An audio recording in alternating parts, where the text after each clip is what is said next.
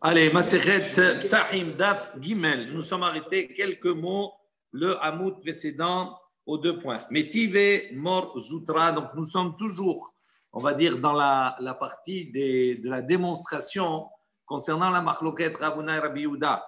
Ravuna, il a dit que Or est égal Naghe, qu'on a traduit par jour, et Rabbi Yehuda dit Lélé, on a traduit par nuit. Et on a opposé un certain nombre de références concernant la définition du mot or. On a réfuté plusieurs fois la définition du mot or qui signifierait le jour, et on a apporté depuis peu des définitions du mot or qui signifie nuit. De nouveau, on va objecter sur l'opinion de Ravuna. Metive Morzutra vient objecter Hamapelet or lishmonim ve'ehad bet shamayim potrim mikorban ou bet hillel mechayvin. Donc on va expliquer d'abord juste ce point-là. On parle ici, vous savez que lorsqu'une femme met au monde, d'accord, un garçon ou met au monde une fille, elle doit apporter à l'issue d'un certain nombre de jours un korban, un sacrifice. Okay. Maintenant, quand elle met au monde un garçon, elle a à la base normalement 7 jours d'impureté, d'écoulement de sang d'impureté de ce dam tamé. À l'issue de ces 7 jours-là, tous les sangs qu'elle va avoir par la suite, ce qu'on appelle dam taor, c'est un sang qui est pur, même s'il y a un écoulement. Pendant non,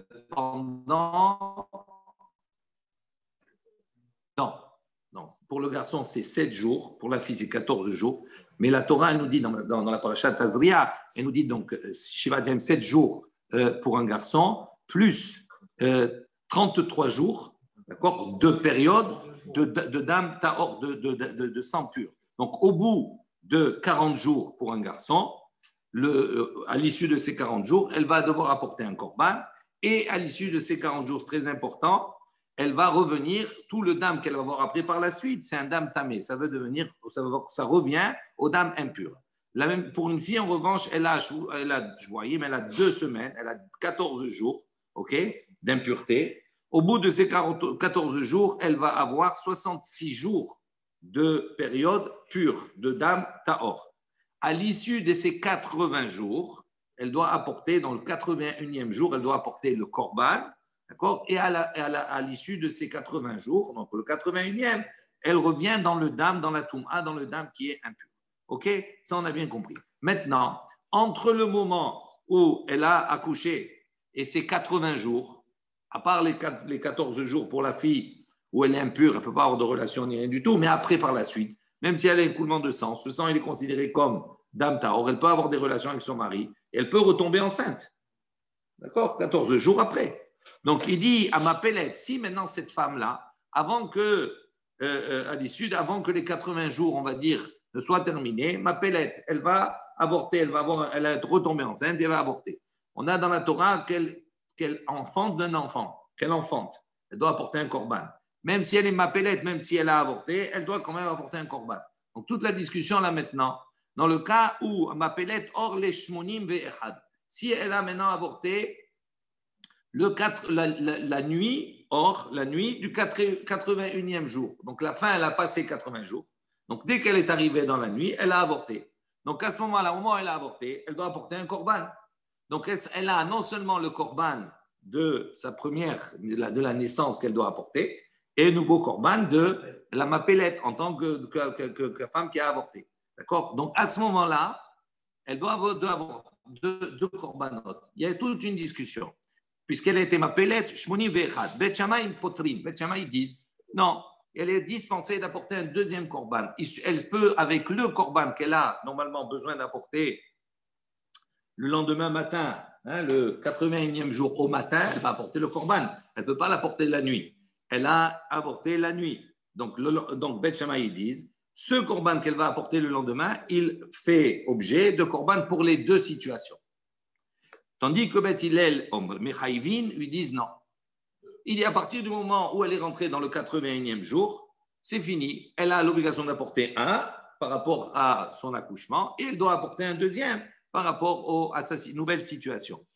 Amrou, Bet Hillel et Bet Shammai. Bet Hillel, on dit à Bet Shammai, Maishna or shmonim ve'echad miyom shmonim ve'echad. Il dit, quelle différence y a-t-il entre la nuit du 81e jour ou bien le jour du 81e jour. Im shiva lo le tum'a, lo ishva lo le korban. Il dit si maintenant tu es d'accord, toi, Beth Shammai, pour considérer au niveau de la tum'a que ce soit la nuit ou que ce soit le jour, c'est la même chose. Ça veut dire quoi? À partir du moment où 80 jours sont révolus et qu'il est rentré dans la nuit, donc il est rentré dans le 81e. Pour Beth Shammai, comme Beth Hillel lui dit à Beth Shammai, est-ce qu'à ce moment-là, s'il y en a un coulement de sang, on le considère comme tamé? Il dit oui. Donc il dit si toi tu considères pour la Toum'a qu'il n'y a pas de différence entre la nuit et le jour, qu'il y a un écoulement le soir ou qu'il y a un écoulement le lendemain, tu considères que c'est dam tamé. Donc pourquoi tu veux faire une différence entre le korban, que ce soit la nuit ou que ce soit le jour? À partir du moment où tu es rentré dans le 81e jour, tu dois considérer qu'elle a l'obligation d'apporter 2 korbanot. Donc ça, c'est la discussion entre les deux. Maintenant, nous, notre sujet, c'est quoi? C'est de définir ce que ça veut dire le mot or. Limite de Kamar Bet Hillel et Bet Shammai, Maishna or Shmonim ve'ehad miyom Shmonim ve'ehad, Shmamina or ortahu, Shmamina. Donc il dit, puisque Bet Shammai a posé la question, Bet Hillel a posé la question à Bet Shammai en disant quelle différence fais-tu entre or, sous-entendu la nuit du 81e jour et le jour du 81e jour. Donc on entend d'ici, on déduit que le mot or, ça veut dire la nuit. Shmamina, effectivement, on entend que c'est la nuit. Donc, on a effectivement de nouveau une question sur Ravuna qui lui, il a dit Nagré. Et nous, Sakad et Atar, au début, on a pensé à dire que Nagré et Mamash, ça veut dire vraiment, il parle du jour. Métivé, une nouvelle objection. Yachol ye nechal or la shlishi. Il dit, on aurait pu penser que. Alors, on va voir ici, on va parler des korbanot. Il y a de différents types de korbanot. Par exemple, on va voir Zvahim, qu'on appelle bien korban Toda ou le korban Pessah, où là-bas, on peut consommer le sacrifice un jour et une nuit. D'accord? Yom Echad ve'layla echad, un jour et une nuit. Il y a d'autres korbanot comme Shlamim, où on peut les consommer en 2 jours et une nuit. Alors, il dit là-bas, on aurait pu penser que pour le korban Shlamim, on doit consommer en 2 jours et une nuit. Donc, on a fait le korban lundi matin, par exemple. D'accord? Donc, on peut le manger lundi matin, la nuit du lundi soir et mardi matin. Donc, il dit, on aurait pu penser que quoi? Qu'on peut consommer ce korban-là, même la nuit du mardi soir, la nuit qui suit, du Yom Shlishi, du 3e jour. Pourquoi? Bédine, ou ça, c'est un raisonnement. Il dit comme ça, Zvahim nechalim le Yom Echad, ou Shlamim nechalim lishne yamim. Donc, il dit, les Zvahim, le korban Toda, par exemple, qu'on peut consommer en un jour, ou Shlamim et les korban Shlamim qu'on mange en 2 jours. Maleanan laila aharayom, de la même manière que pour les Zvahim, quand on dit Yom Echad, laila echad, ça veut dire on peut manger le jour et la nuit qui suit. Il dit Afghan laila echad, laila aharayom. Il dit il aurait pu penser que de la même manière, on applique de cette même manière, même s'il y a 2 jours, on a mangé lundi matin, lundi soir, mardi matin, et comme sur le modèle du Toda, on peut manger la nuit qui suit. Donc la nuit qui suit, c'est-à-dire la nuit du 3e jour. Ça, c'est ce qu'on aurait pu dire. Talmud Lomar, donc c'est pour ça que le pasteur est venu nous enseigner dans Vaïkra, Beyom Ziv Chachem, Yeachel, Umim Mahorat, Venotar Adiom, Ashilishi, Baesh Isarev, c'est la suite du verset. Donc il dit là-bas, c'est marqué, Beyom Ziv Chachem, le jour où on a fait le sacrifice, Yeachel, donc ce jour-là, on pourra le manger, Umim Mahorat, et le lendemain, Venotar Adiom, et donc, si maintenant on va laisser dépasser le temps jusqu'au 3e jour, à ce moment-là, qu'est-ce qu'on devra faire? On le considère qu'il est notar, c'est-à-dire qu'il est plus consommable, on doit le brûler. Il dit Be'odium, il dit on peut le manger Be'odium tant qu'il fait jour. Mais on ne peut pas le manger, les hors shlishi, la nuit du 3e jour. Donc le passouk qui vient nous préciser que quand on dit 2 jours et une nuit, c'est 2 jours et une nuit, c'est-à-dire on peut le manger uniquement durant la journée, quand il fait jour, mais tu ne peux pas le manger la nuit qui suit. Ensuite, on a dit Yarol, Isaref, Miyad. On aurait pu penser que dès que le temps de la consommation est arrivé, on doit immédiatement le brûler. Vedin ou, il dit ça, on aurait pu penser comme ça, mais ce n'est pas le cas. On utilise un raisonnement. Ils disent Vahim nechalim leyom velayla ehad. Donc ça, c'est les principes de base. Zvahim, c'est korban toda, etc. Ils sont consommés un jour et une nuit. Et shlamim, ils sont consommés 2 jours et une nuit. Maléalan, comme là-bas, tekef la achila serifa, il dit pour les zvahim, dès qu'on a fini de manger, on doit brûler. C'est marqué Yom Echad, donc on a fait la shrita par exemple lundi matin, lundi je peux le manger dans la journée, lundi soir je peux le manger, c'est Yom Echad de Laila Echad, mais au matin, d'accord, dès qu'on arrive le lendemain matin, de suite on doit le brûler. Donc pour les zvahim, on voit qu'on doit le brûler de suite. Afghan, donc ici aussi pour les shlamim, j'aurais pu penser, tekef la achilas srefa, dès que je finis de le manger, je le brûle. Donc ça veut dire quoi? Lundi matin, je peux manger, lundi soir, je peux manger, mardi matin, je peux manger. Dès que ça arrive la nuit, je peux le brûler. Talmud Lomar, c'est pour ça que la Torah nous a dit Ve'anotar mi besar hazevar bayom hashelishi ba'esh issaref. Il dit donc Ve'anotar mi besar hazevar, ceux qui va rester du sacrifice. Bayom hashelishi, qu'est-ce que ça veut dire Bayom hashelishi? Le jour 3, dans le jour Bayom hashlishi, dans la journée du troisième jour, Ba'esh Isaref, on doit le brûler. Ça veut dire Bayom Hashlishi, Bayom, Ata, dans le troisième jour, Ata Sorfo, tu dois le brûler. Ve'i Ata Sorfo, Balaïla, mais tu ne peux pas le brûler la nuit. Donc ça veut dire que pour ces korbanot, les shlamim, il y avait durant la nuit un sursis. On ne le brûlait pas durant la nuit. On ne peut pas le manger, mais on ne peut pas le brûler. On attendait le lendemain matin. Maintenant, notre sujet. Puisqu'on a dit ici qu'on aurait pu penser qu'on peut le manger la nuit du troisième jour, Alma, or, taou, donc d'ici je déduis que le mot or, ça veut dire la nuit. Shmamina, effectivement, j'entends d'ici que or, ça veut dire la nuit. Tashma, viens, écoute. Or, shel yom hakipurim, donc un autre exemple. Or, shel yom hakipurim, la nuit de Yom Kippour. Donc on parle ici un tefila de Arvit, mitpalel, sheva ou mitvade. Donc on fait là-bas une amida. Il y a 7 brachot ou mitvade, on fait le vidouille. Shacharit le matin, mitpalel, sheva ou mitvade. Baboussa, mitpalel, sheva ou mitvade. Bamincha, mitpalel, sheva ou mitvade. Toutes les tefilot. Be'arvit, maintenant le soir, c'est-à-dire Motsae Yom Kippour, mitpalel me'en shmone asar. Donc il y a un qui pense que ce soir-là, on fera une tefila, une amida qui sera raccourci, qui sera un concentré, on va dire, des 18 bénédictions. Rabbi Hanina ben Gamliel Omer, Mishum Avotav, et Rabbi Hanina, le fils de ben Gamliel, dit, au nom de ses pères, Mitpalel Shmone Esre, Shlemot, il dit non, on fait une amida de 18 brachot entières, pas des concentrés, pas un raccourci. Mipne, pourquoi? Qu'on a besoin. Parce que chez Tzarir Lomar Abdallah, si on fait un raccourci, ça veut dire on va un concentrer. On ne va plus faire la bracha de Chonen Hadat en tant que 4e bracha, mais on va la rentrer dans une bracha centrale. Donc il dit ça, on ne peut pas le faire comme ça. Pourquoi? Parce que comme on doit faire la Havdalah à la sortie de Yom Kippour, donc on a besoin de dire Chonen Hadat et de placer la Havdalah dedans. Donc c'est pour ça qu'il dit on doit faire la Hamida, des Shmon Esrei d'une manière totale. Maintenant, Alma, donc ça c'est agave la discussion. Maintenant on voit ici notre sujet. Donc, or, tahu, donc d'ici on voit que quoi? Que le mot or, c'est la nuit. Parce qu'on a dit or chez Lyon Makipurim min palais shema mitvade. Donc on parle de la tefila de Arvi, du soir de Kippour. Il dit Shema Mina. Effectivement, de nouveau, on voit que le mot or, c'est la nuit. Tashma. C'est quand même bizarre que. Parce que si on avait dit dans la Mishnah d'entrer l'aile, oui. Pas ça, donc qui met à Chametz, oui. On aurait économisé 3 pas. 4 non, tu as raison. On va voir la Gemara, qu'est-ce qu'elle dit. Oui, bien sûr. Non. Oui. Bon, Tashma, viens écoute. Je ne te réponds pas maintenant, tu vas voir pourquoi. Tashma, viens écoute. Détané de B. Shmuel. Il dit voilà, maintenant, viens écoute, il y a un enseignement, une baraïta qui dit comme cela. On a enseigné dans la yeshiva de Shmuel. Les arba asar botkin et hametz, les hor aner. Là, c'est autre chose. Là, ça veut dire, là, on dit d'une manière claire. Qu'est-ce qu'on dit? On dit le soir du 14 Nissan, on fait la recherche du Hametz, les Horaner, à la lumière.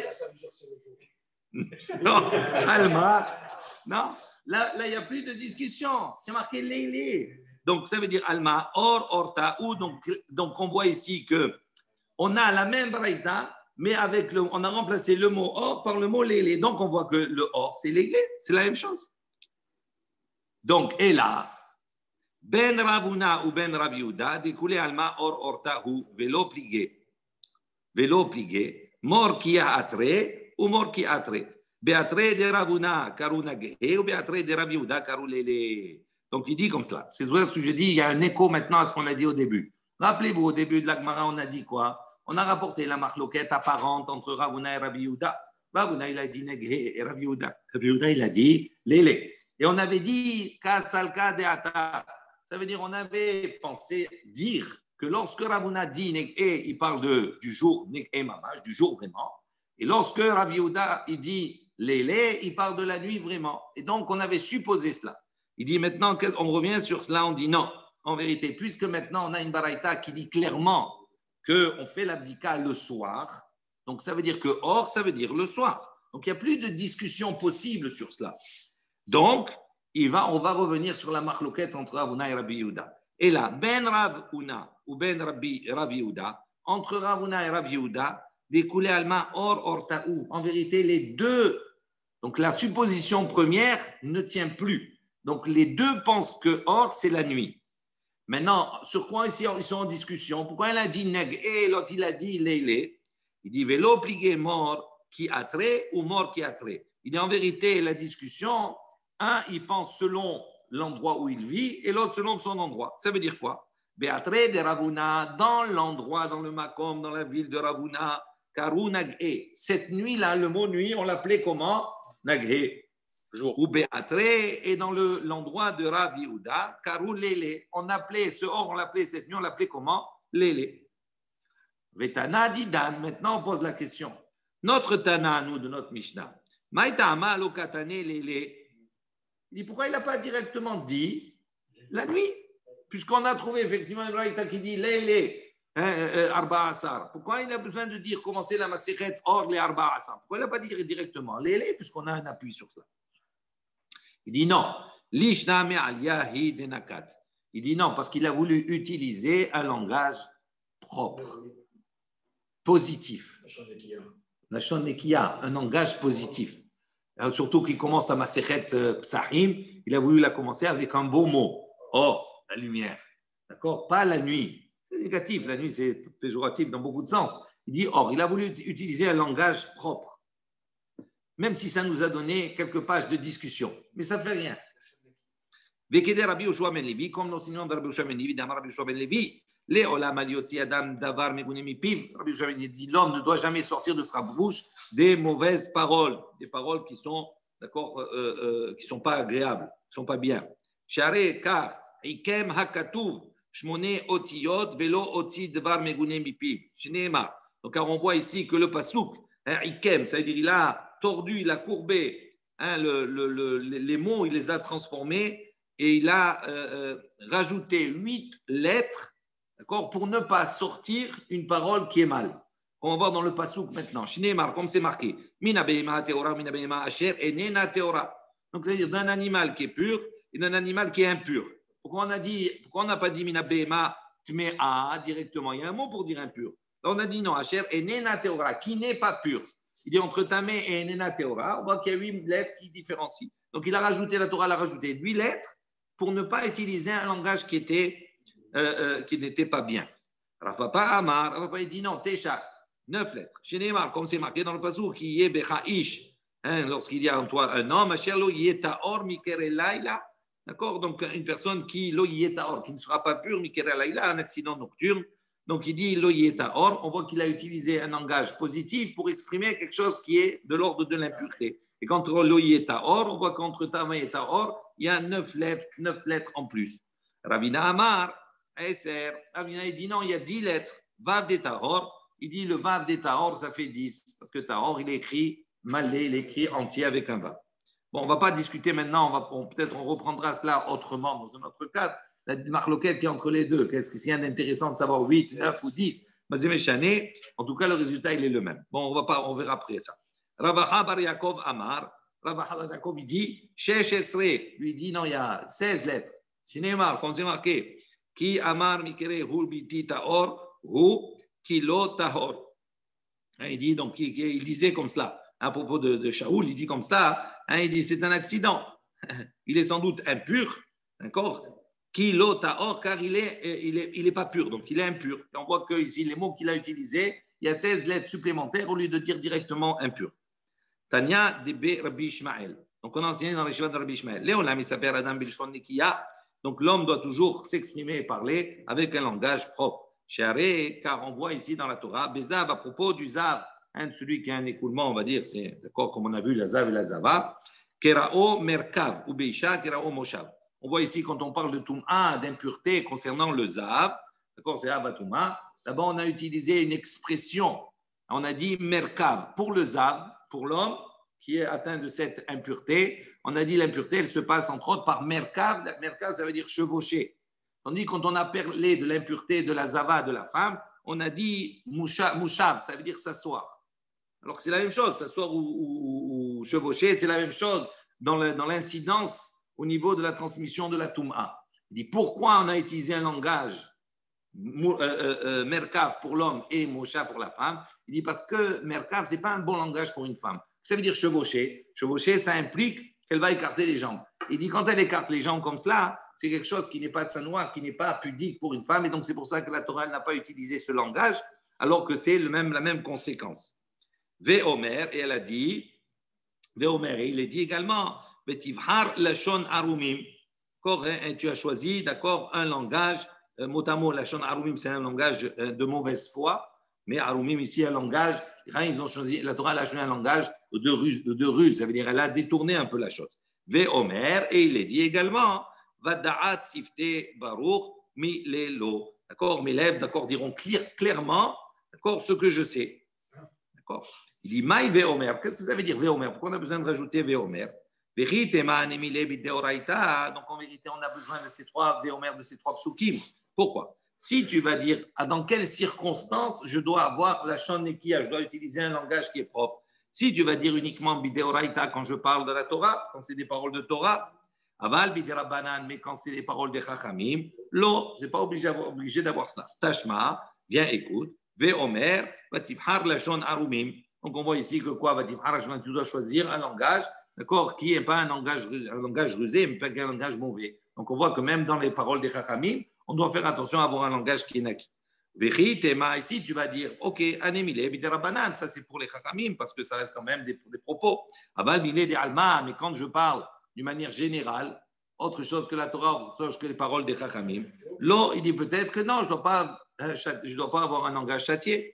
Il dit, Omer, c'est pour ça que c'est marqué, Veda'at sifte baruch milelo. Il dit d'une manière générale, sa parole, elle doit être claire, elle ne doit pas avoir de mots qui soient déplacés.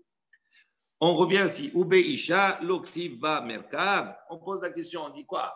La Torah, elle a dit Merkav pour l'homme et pour la femme, elle a dit Moshav. Il dit pourquoi? On n'a jamais vu que pour la femme, on a utilisé ce langage de Merkav, de chevaucher.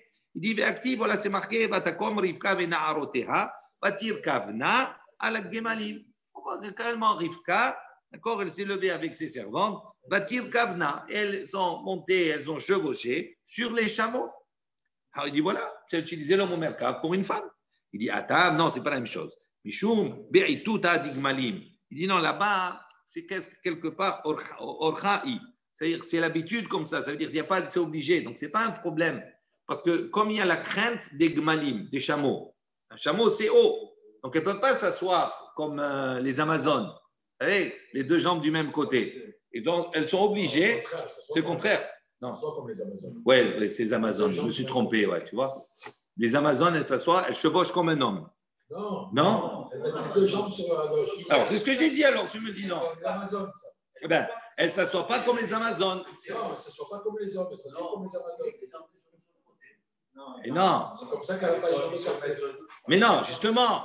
Non, ce que dit ici, comme c'est haut et qu'elles ont peur, etc. Donc elles sont obligées de s'asseoir sur le chameau avec les jambes de chaque côté. Donc elles ne sont pas en Amazon, c'est bien ce que je disais. Donc c'est non, mais là, c'est d'une manière générale, c'est de tsanoua de se mettre que d'un seul côté. Mais comme là, il y a la crainte de Gmalim, etc., tout cela. Donc elles ne peuvent pas. C'est pour ça qu'on a dit, c'est le derrière comme ça, c'est l'habitude de se chevaucher comme cela parce qu'elles ont peur de tomber. Et donc, c'est normal. Il dit, Ve'aktiv, ok, bon, ce passou qu'on a compris. Ve'aktiv, Va'ikar Moshe et Ishto, Ve'et Bana, Va'yarkivem ala Hamor. Il dit, ok, maintenant tu m'as dit pour le gamal, il est haut. Maintenant, le Hamor, lui, il n'est pas haut. Et pourtant, on voit que Moshe, il a pris sa femme et ses enfants et il le fait chevaucher sur le hamor, sur l'âne. Il dit Atam, Mishum Banab Orchaou. Il dit non, là-bas aussi, c'est un autre problème, c'est à cause des enfants. Comme il y avait les enfants, etc., tout cela, donc pour les enfants, elle l'a chevauché comme les hommes. Et donc, c'est pas, au contraire, c'est montrer qu'il n'y avait pas le choix. Tu peux dire aussi Pardon? Tu peux dire aussi parce qu'il y avait les hommes dans la phrase. Elle n'est pas seule, la femme. Oui, parce qu'il y avait les enfants. Banab, il y avait ses enfants. Il n'y a que les enfants dans la phrase. Rachid dit Mishum Banab, She'en Zcharim, Katab Lashon Rechiva. Il dit comme il y avait ses enfants, il a utilisé un langage de Zachar parce qu'il y avait également les enfants et donc c'est pour ça qu'il a dit Rechiva. Ok. Ve'active, note pasuk. Vehi rochevet ala hamor. Il dit là-bas, et elle, donc elle chevauchait sur le hamor, à propos de Abigail, la femme de David Amelech. Il dit, Ata mishum be'ituta de Lélia. Donc on dit là-bas que Abigail, la femme de David Amelech, elle descendait une montagne, d'accord, de nuit, d'accord, pour aller à la rencontre de David. Il dit donc maintenant ici, pourquoi on dit elle chevauchait? Alors on va apporter plusieurs raisons. La première, mishum be'ituta de Lélia, orchaï. Il dit comme c'est la nuit, donc la nuit, elle a peur. Donc, comme elle avait peur de la nuit, donc elle s'est mise sur le hamor dans une position, on va dire, habituelle. Veiba et Tema, à part qu'on ne la voit pas, mais c'était plus sécurisant pour elle. Veiba et Tema, si tu veux, je donne une autre réponse. Mishum be'ituta de Lélia, Leka. Il dit non, peut-être que cette réponse-là, parce qu'il y a la nuit, au contraire, on ne la voit pas, elle aurait pu se mettre normalement. Il dit non, peut-être qu'il n'y a pas la crainte de la nuit. Les gars, et là, Mishum be'ituta de Davidika. Il dit parce qu'elle a la crainte de David, elle a la crainte de David, son mari, parce qu'il était dans une situation un peu compliquée, David, à ce moment-là. Vous irez voir l'histoire. Veiba et Tema, et si je veux, je te donne une autre réponse. Be'ituta de David Ameleka, il n'y a pas la crainte de David. Mishum be'ituta de Har Eka. En revanche, il y a la crainte de la montagne, comme c'était quelque chose en pente, qu'elle descendait une montagne, et que c'est pas, elle avait la peur de tomber, etc. Si elle se mettait en Amazon à ce moment-là, sur le hamor, dans une descente, c'est difficile. On n'arrive pas à contrôler l'animal de cette manière. Donc, c'est pour ça qu'elle s'est assise comme un homme dessus. C'est de là que dans la chanson, elle descend de la montagne. Ouais. Ou Beoraita, Milo Ktiv, Tamé. Maintenant, on revient. On a dit précédemment qu'on a porté un certain nombre d'exemples pour montrer que la Torah, elle n'a pas écrit impur. Elle a écrit Asher Enena Teora, qui n'est pas pur. Elle n'a pas utilisé mot tamé, donc ça veut dire qu'on dit la Torah, la Lachon Nekia, elle a un langage qui est propre. Il dit quoi? Dans la Torah, on n'a jamais trouvé qu'elle utilise le mot tamé. Il y a le mot tamé dans la Torah. Donc qu'est-ce que tu racontes? Et la kol echa dechi hadadenin ou mishta'e belashon nekia. Kol echa denefishin mile mishta'e belashon ketzara. Il dit non, ça dépend. Il dit si maintenant il y a entre le mot propre et le mot qui est impropre à être utilisé. Lorsqu'il y a hadadenin, où ils ont le même nombre de lettres, ils sont égalité. Il y a 5 lettres, il y a 5 lettres, il y a 4 lettres, il y a 4 lettres. À ce moment-là, Mishtae Belashon Nikiya. À ce moment-là, on utilise un langage qui est propre. Kol echad enefishin mile, Mishtae Belashon Ketsara. En revanche, si maintenant le langage propre, il a plus de lettres ou plus de mots que le langage qui est impropre, à ce moment-là, il dit, la Torah, elle utilise le langage le plus court. Le plus court. Pardon? Juste avant, pourtant, on a vu que quand Papa il a dit qu'il avait trouvé qu'on avait rajouté 10 Oui, c'est bien. Alors, ça veut dire quoi? Ça veut dire qu'il y a deux choses ici à retenir. La première, c'est que pour pouvoir apprendre l'enseignement d'utiliser la Lachon Nekiya, il faut qu'il y ait au moins un exemple qui nous soit donné. Ça veut dire que lorsque là-bas, bien qu'on aurait pu utiliser un langage qui est plus court, d'accord, on a utilisé un langage plus long. Pourquoi on a fait ça? On est sorti de la règle pour justement t'apprendre que quand tu peux utiliser un langage Nekiya, il faut l'utiliser le langage Nekiya. Maintenant, après que tu as appris cela, on te donne une autre règle. On te dit maintenant, d'une manière générale, une fois que tu as appris, la Torah a utilisé autre chose. Quand c'est plus long, elle utilise le langage le plus court d'une manière générale, même si ce n'est pas un langage qui est propre. Mais il fallait un exemple au départ pour apprendre. OK? Kede Amar Ravuna, comme l'enseignement de Ravuna. Amarav, qui a dit au nom de Rav. Là, il y a de ceux qui disent Amar Ravuna, Amarav, Mishum Rabbi Meir, que c'est Ravuna qui a dit au nom de Rav, au nom de Rabbi Meir. Le'ola, Mishane, Adam, le Talmido, Derech Etzara. Ça, c'est pédagogique. Il dit d'une manière générale, un maître doit enseigner à son élève d'une manière courte. C'est facile à retenir. S'il passe 4 heures à faire ou 5 heures à développer un sujet, au bout de ça, il ne va rien rester dans la tête. Donc, il faut être concis, court, de dire des phrases qui portent, d'accord? Et ça rend plus facile dans la tête. Et il dit, donc, dans le cas où il y a le même nombre de lettres, etc., on utilise Belashon Kavod. Il dit, on utilise un langage de Kavod. Il dit, ça, c'est la question qu'on pose. Est-ce que c'est à chaque fois, il y a le même nombre de lettres, on préfère le mot qui a un langage Nekia, un langage de Kavod? Il dit, Véa, voilà ici, c'est marqué Rochevet, Veyoshevet. Il dit, c'est marqué Rochevet, Veyoshevet. Il y a les deux, Rochev et Yoshevet. C'est le même nombre de lettres. D'accord? Et pourtant, on a choisi Rochevet, on n'a pas choisi Yoshevet. D'accord? Il dit, comment c'est possible? Il dit, non, Rochevet Ktiv. Non, c'est marqué Rochevet, mais sans le Vav. Donc, comme c'est marqué sans le Vav, donc il y a moins de lettres. Donc, comme c'est Chasser, il y a moins de lettres, donc c'est Katser. C'est plus court. Et donc, c'est pour ça qu'on a utilisé Rochevet plutôt que Yoshevet. Hanou, tre talmidé de Avu Yadve Kame de Rav.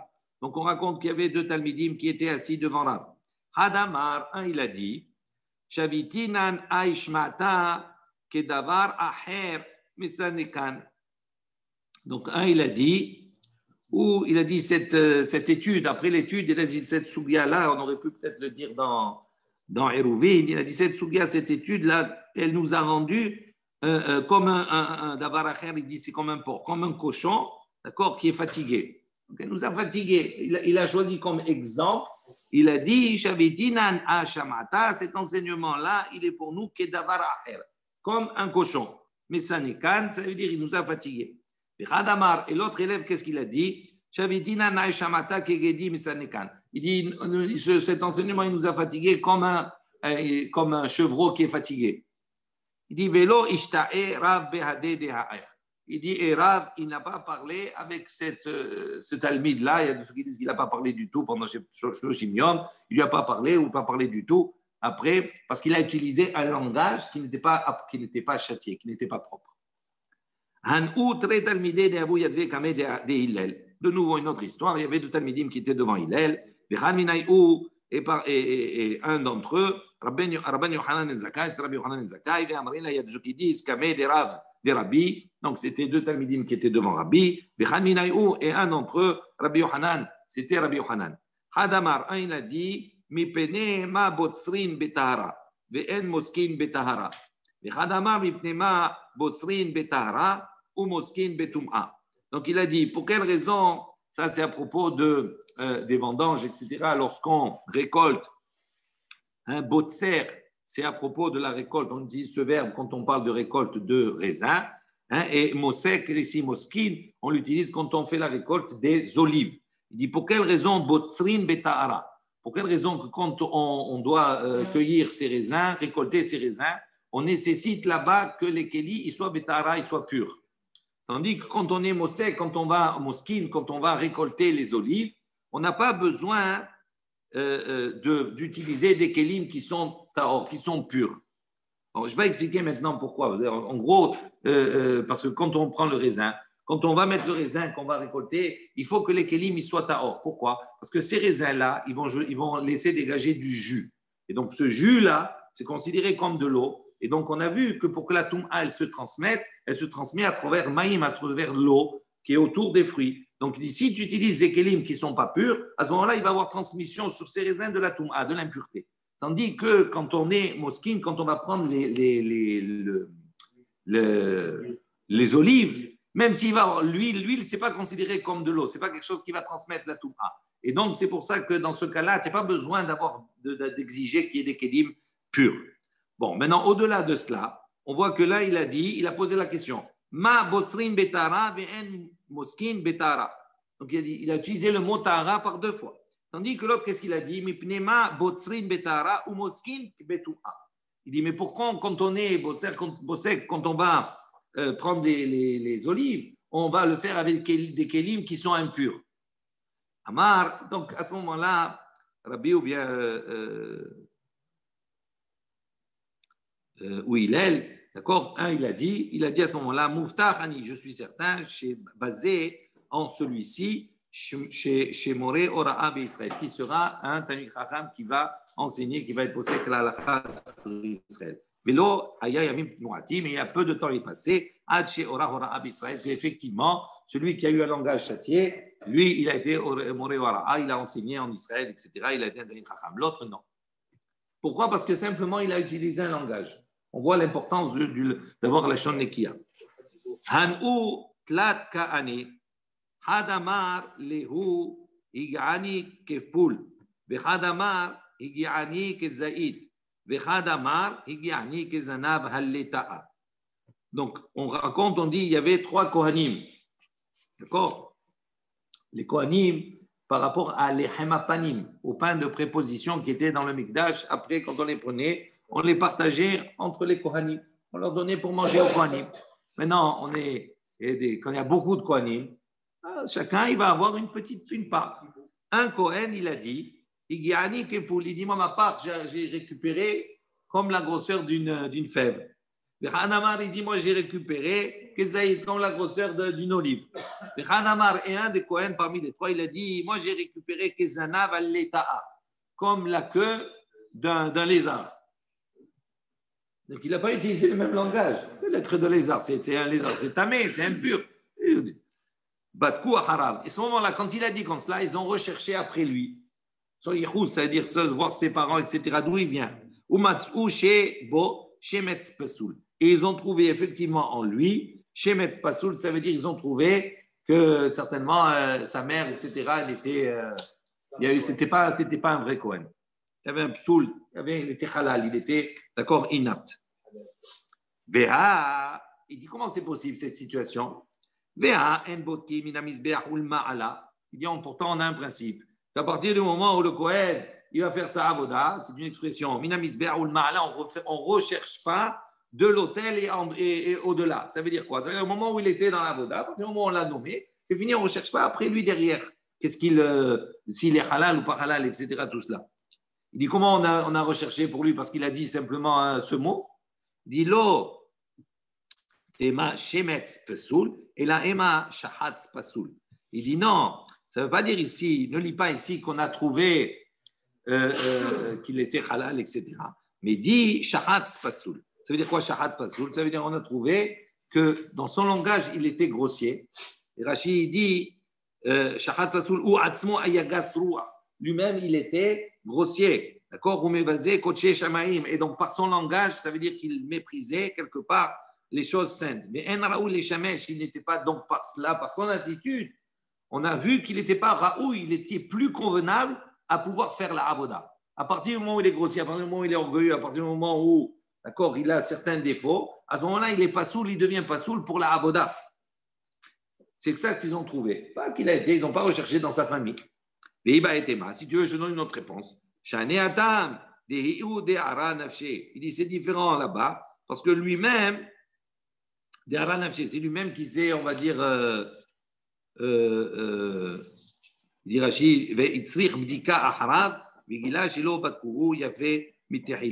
dit donc c'est lui-même quelque part qui oui, c'est lui-même qui s'est donné le bâton pour se frapper en quelque sorte. Ça veut dire que c'est lui-même qui a engendré, on va dire, le fait qu'on recherche après lui. Pourquoi c'est lui-même qui a engendré cela? Parce que c'est lui qui a eu ses propos et donc il a dévoilé quelque part quelque chose qui était enfoui en lui. On raconte.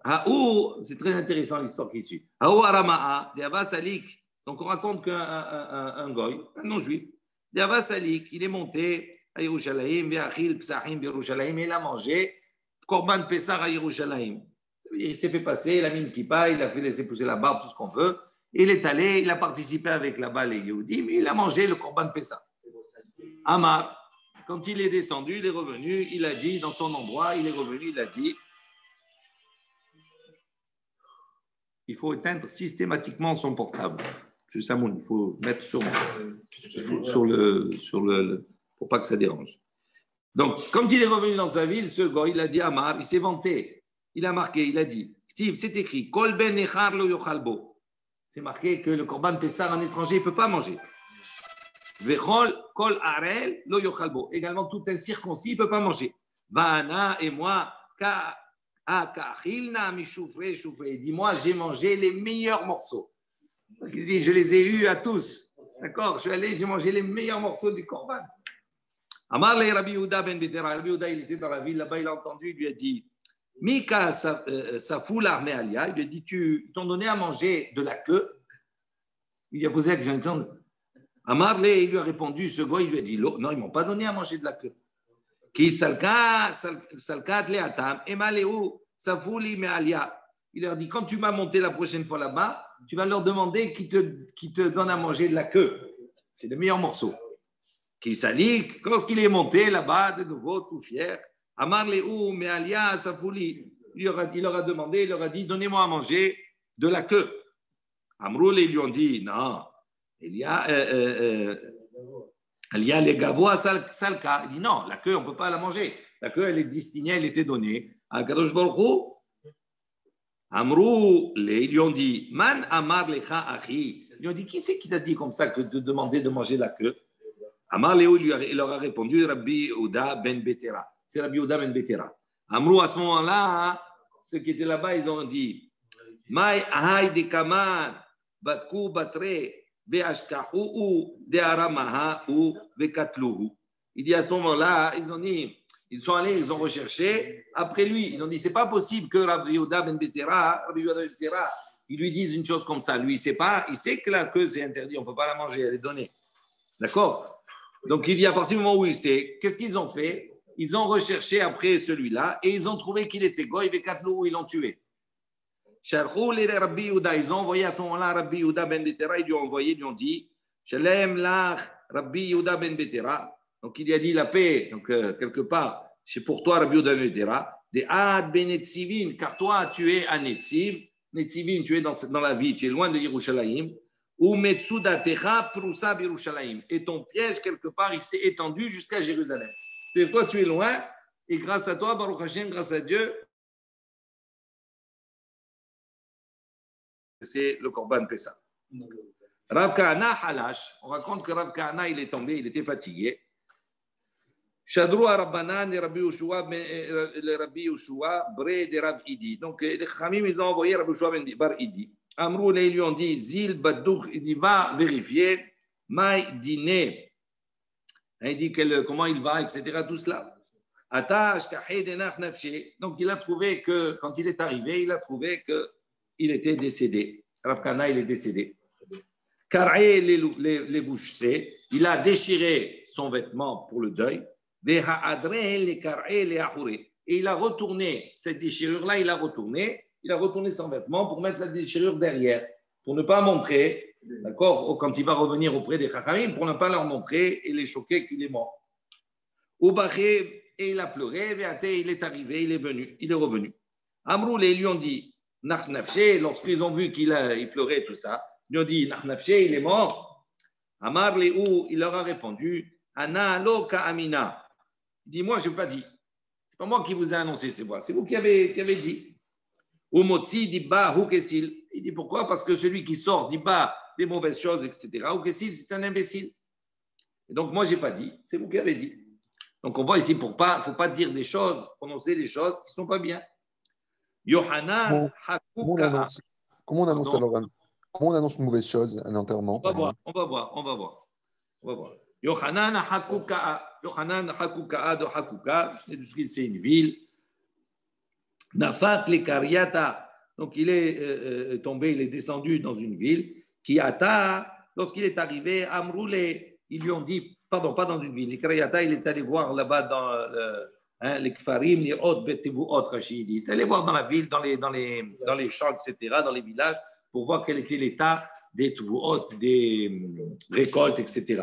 Lorsqu'il est revenu, Amroulé lui ont dit, est-ce que les blés ils sont bien sortis, la récolte elle est bonne. Amar Lahem, il leur a dit, c'est Orim Naasu Yafot. L'orge, il est bien sorti. Amroulé.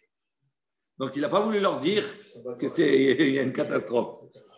Amroulé, ils lui ont dit, c'est Ubasar la Sousim, Bela Hamorim, Dirtiv, Haseorim, Veateven la Sousim, Bela Rechej. Maï avait les mémas. Donc, ils lui ont dit, Tu sais, tu nous as répondu Bassar, la soucim et la hamourim. La viande, elle est pour les. D'accord? Dirtiv, comme c'est marqué, le l'orge et la paille, c'est pour les soucis. Mais la hamourim, c'est-à-dire comment? Moi, je t'ai dit, non, on t'a parlé, on a donné un langage qui était propre, qui était approprié. On t'a demandé, est-ce que hitim na'asou yafot? Et toi, tu nous parles, c'est orim. Hitim, c'est un mahal adam, c'est une nourriture pour les hommes. Et toi, tu nous as répondu, c'est orim, c'est une nourriture pour les animaux. Il dit, Mayavel el memar. Il dit, bon, mais qu'est-ce qu'il aurait dû répondre? Il a bien répondu en vérité. Il n'a pas voulu leur annoncer une mauvaise nouvelle. Et malgré cela, on voit qu'il lui reproche ça. Il dit, qu'est-ce qu'il aurait dû répondre? Il aurait dû dire, Ishtaka na'asou hitin yafot. Il aurait dû dire, l'année dernière, il y avait de bons blés. La récolte, elle était bonne.